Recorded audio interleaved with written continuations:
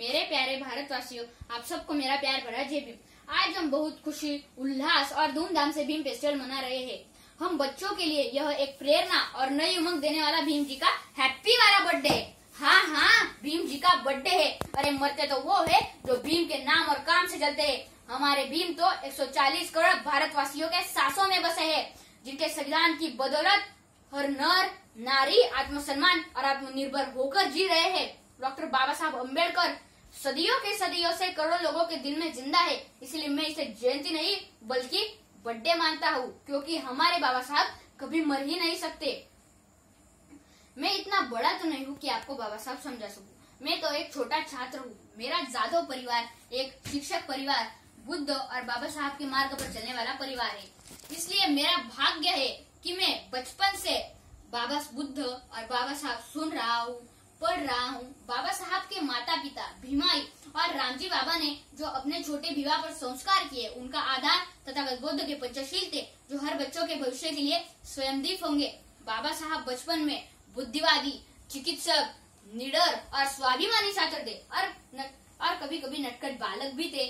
मेरा ऐसा मानना है कि बाबा साहब के माता पिता, बुआ मीरा, भाई बाड़ाराम, आनंद, इन सभी सदस्यों को मिलकर जो एक आदर्श परिवार था, यही भीम के लिए एक आदर्श स्कूल, पाठशाला और बेहतरीन टीचर भी थे। उनका परिवार एक आदर्श परिवार था, जो आज के परिवार नहीं है। भीमराव 5-6 साल के ही थे कि तब माता भीमाई साताराम में गुजर गई। भीमराव और पूरा परिवार संकट में आ गया।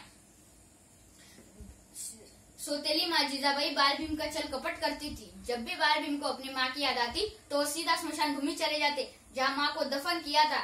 रामजी बाबा स्मशान भूमि जाकर भीम को गले लगाते रो पड़ते। देखो, बाबा साहब का जन्म मध्य प्रदेश के Indore Mhow military headquarters of warriors के युद्ध छावनी में हुआ।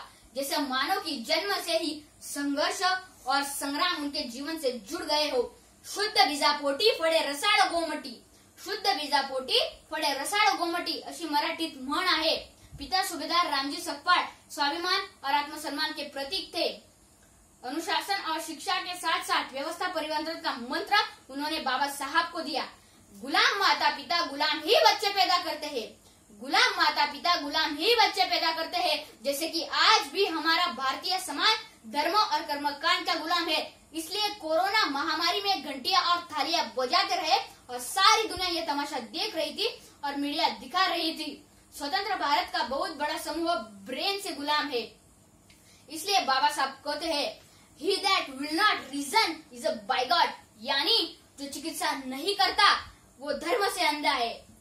He that will not reason, cannot reason is a fool, यानी जो चिकित्सा नहीं कर सकता वो मूर्ख है। He that dare not reason is a slave, यानी जो चिकित्सा करने की हिम्मत ही नहीं करता वो तो पक्का गुलाम है। शिक्षा जीवन का सबसे बड़ा धन है। बाबा साहब खुद एक विश्वविद्यालय है, इसलिए अमेरिका उन्हें सिंबल ऑफ नॉलेज कहती है।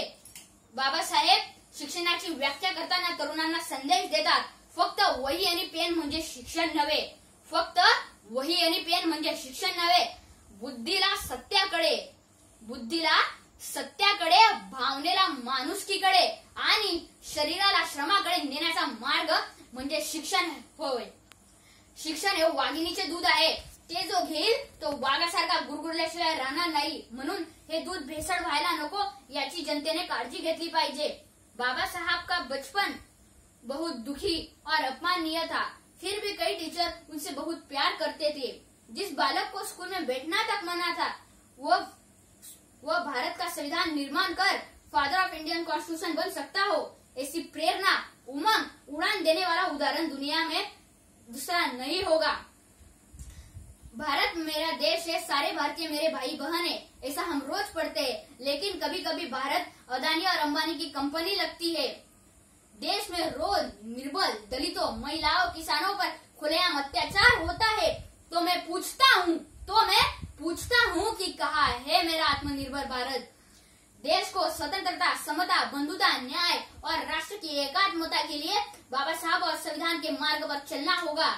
इसलिए मैं आज ऐलान करता हूँ, ए मेरे वतन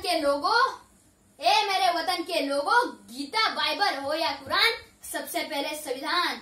गीता बाइबल हो या कुरान, सबसे पहले संविधान, यही मंत्र इस देश को बचा सकता है। इस देश का निर्माण धर्म पर नहीं बल्कि संविधान के आधार पर होना चाहिए। कर गुजर गए वो भीम थे, कर गुजर गए वो भीम थे, दुनिया को जगाने वाले वो भीम थे। कर गुजर गए वो भीम थे, दुनिया को जगाने वाले वो भीम थे।